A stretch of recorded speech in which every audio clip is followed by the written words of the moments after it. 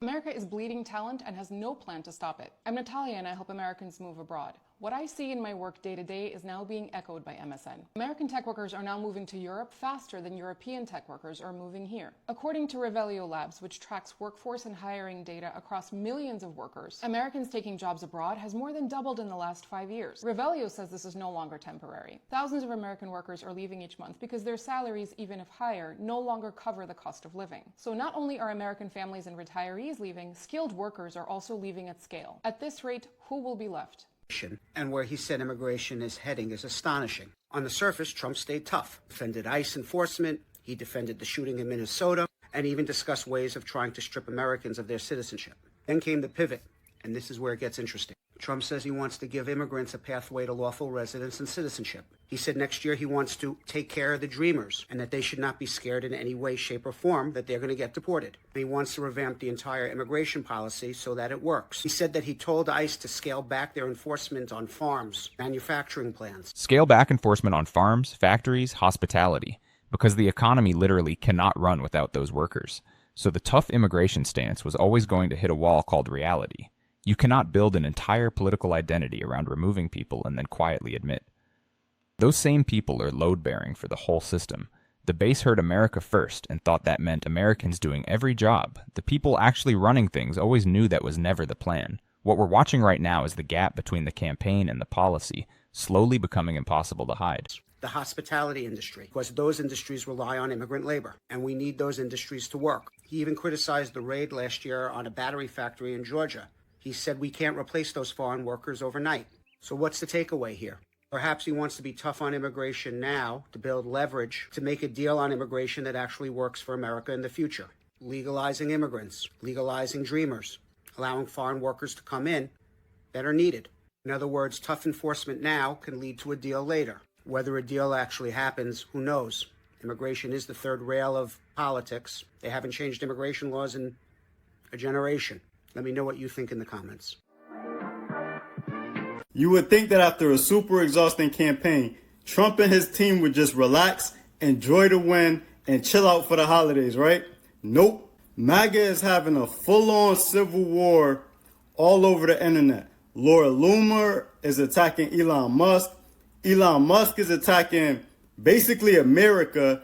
And Vivek Ramaswamy is doubling down, attacking American TV shows. Basically what Laura Loomer is saying is that Elon Musk isn't MAGA, that he's a class 5 clinger, she called him. Basically just stuck to Donald Trump's hip, but he's never been MAGA and he never will be. While Musk and Vivek are saying essentially that Americans are dumb, right? So they're saying that they need more immigrants from places like India, South Korea, Japan, because Americans just aren't smart enough to handle jobs available in the tech industry. MAGA, not like the politicians MAGA, but like the street gang, the voters, the people that voted for Trump, they're not having it. They're like, wait, we thought America first. We don't want any brown people from anywhere. And then David Sachs, the billionaire donor from Goldman Sachs, he's saying like, hold on, this is getting a little too racist for me.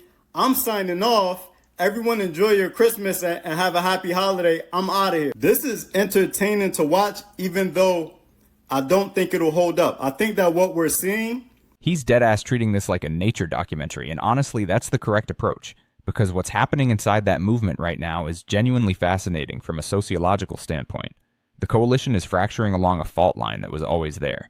Billionaires who funded the whole thing want high-skilled immigrants from certain countries.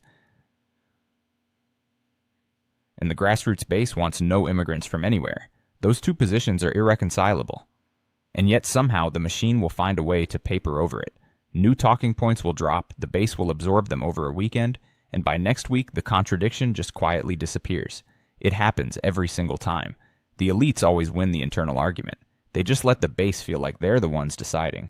Is like the lower level MAGA people getting new marching orders from the elites, and this is how they're processing it, right? Eventually, after they're done digesting the new information, they'll fall in line. They'll be like, okay, brown people from India, good. Brown people from Mexico, bad. What I don't understand is you do mass deportation and you remove the immigrants that everyone is happy with, right? Because the owners of these corporations, they get cheaper labor, which in turn, we pay cheaper for the products for, and the immigrants that are doing the labor, they can send the money back home and it goes a long way there. Also, the jobs that they're doing, none of us want to do. So you would think win-win, everybody's happy.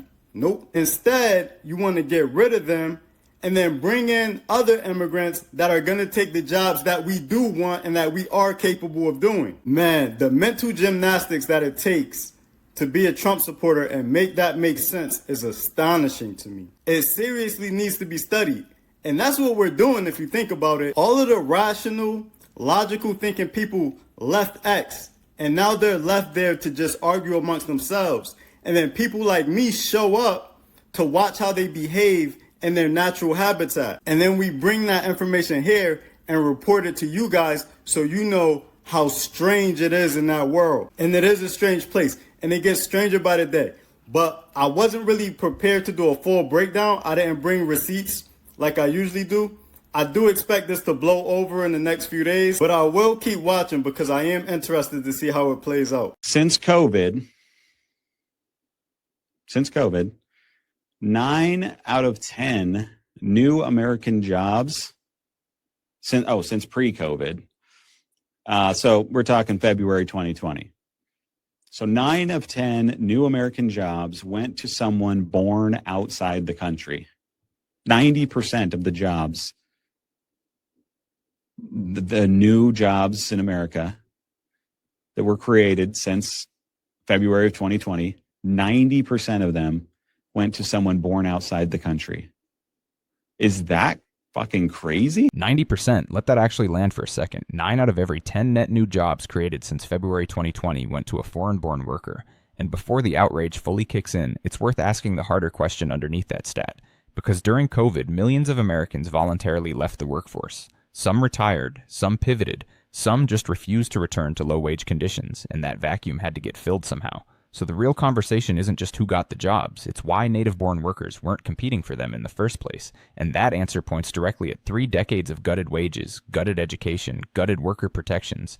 You cannot systematically underinvest in your own workforce for a generation and then act shocked when the labor market fills the gap from somewhere else. This isn't an immigration problem wearing an immigration costume. It's a policy failure that's been compounding since the 90s. How? 4.3 million foreign-born jobs gained. Only 471 native-born jobs gained. Although the foreign-born workforce is like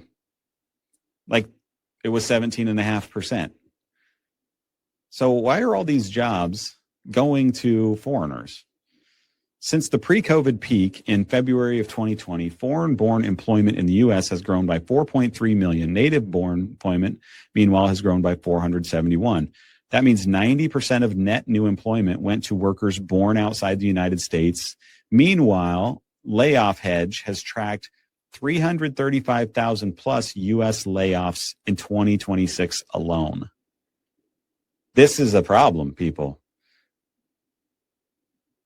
If you're wondering why people want the foreigners out of the country, you can look. I mean, you don't really need to look much farther than this. They took 90% of the jobs over the last 6 years. So many people want to move from the United States. I've been getting direct messages every single day. I moved from the United States a couple of months ago with my entire family to Eastern Europe, Northern Europe. And here's the 5 top reasons why we left the United States. Number 1, access to good food, healthy, organic food at half the price. In the United States, the fact that food quality is someone's number one reason for leaving the most powerful country on earth is genuinely damning, and it's not a fringe opinion either. The US has approved additives that are flatly banned across the EU, not because Europe has magic regulators, but because the food lobby in America has spent billions keeping that stuff legal. So when a guy moves his whole family abroad and leads with, "I can finally trust what I'm eating," that's not paranoia. That's a rational response to a documented regulatory failure. And the healthcare math he's walking through is even worse. The richest country in human history has people doing spreadsheets to figure out if they can afford to get sick. Many foods that you have that are actually banned in Europe. Second, healthcare. It's 3 times cheaper to get healthcare here. You can get a full panel of blood work for €100, a professional private clinic is 50 euros per visit, a private one. And you can actually get one for probably for 10 or even free if you get in line. Third, childcare. It's absolutely unreasonable for mothers to bear children, give birth to children, and then get taxed at 50% of their income to pay for daycare. Daycare should be free. Hence, it's literally almost free in Europe. You get almost a year maternity leave. In the United States, you get 0 maternity leave. So the entire industry of childcare is like a business in the United States rather than a human right. Socially, people are way less divided than they are in the United States. In the United States, the moment you're red or blue, you just got to read the room, which room you walk in. Otherwise, you get attacked and all the other things. Last but not least, the politics. The politics in the United States shows us that trajectory for the next 10 years is not up. It's actually a slow degrade for the last 10 years, and it's not hard to do the math and look, the next 10 years is going to be even lower. Friends in Canada asking me about the differences between US and Canada. Well, for number one is that Americans tend to be more social. Like everywhere you go, you make friends. Like apparently in California, I've heard otherwise in the other states, but I only talk about Southern California, SoCal. People are much friendlier than in Canada. Number two, abundance culture. In US, you usually, everywhere you go, there is a deal happening. They say buy 2, get 2 free, buy 3, get 3 free. They give you double. Like that's very common everywhere. The other one is the catch-up test, guys. I invented the catch-up test. If you live in Canada, do me a favor. Go to any McDonald's or any fast food chain in your neighborhood, and once you got your food, ask for ketchup. Make a video. See how many ketchup they will give you. In Canada, it used to be fine 10 years ago. But recently, the last 5 years, I noticed whenever you ask for ketchup, either they give you 1 or they give you 5. Like it's always less than 5. They give you ketchup very hard. But I genuinely did not expect a ketchup packet to become a coherent economic argument, but here we are. And the thing is, he's not entirely wrong. Abundance culture is a real psychological texture that shapes how people experience daily life in a country. Americans have been conditioned toward more, bigger, extra, always a deal happening. And that expectation bleeds into how businesses treat customers, how people spend, how the whole consumer economy feels from the inside. What he's really describing is the vibe of a place. And right now, a lot of people are noticing that America's vibe has gotten noticeably stingy while the price tag keeps climbing. in the US, you go to any chain, any store, McDonald's, wherever you go, In-N-Out, you ask for ketchup. They give you 2 handfuls of ketchup, full ketchup, like it's always more than what you need. But in Canada, they always give you less than you need. I tested it everywhere. Just go do it in your local neighborhood. Send me the video. I'll compare it with my local neighborhood. And just by doing a ketchup test in Canada and in US, you will realize what I'm talking with the abundance culture. Number 3, Americans drink a lot more alcohol than Canadians because alcohol is very accessible here. Even if you go to a drugstore, CVS, they sell alcohol to you. But in Canada, they don't even carry alcohol in Costco. And it's also way cheaper in US. So it's very accessible, it's cheap, everybody's drinking all the time. Salaries, big difference. A friend of mine, he's working in one of these high-tech companies. I'm not saying the name, imagine Google. He is making $350,000 USD.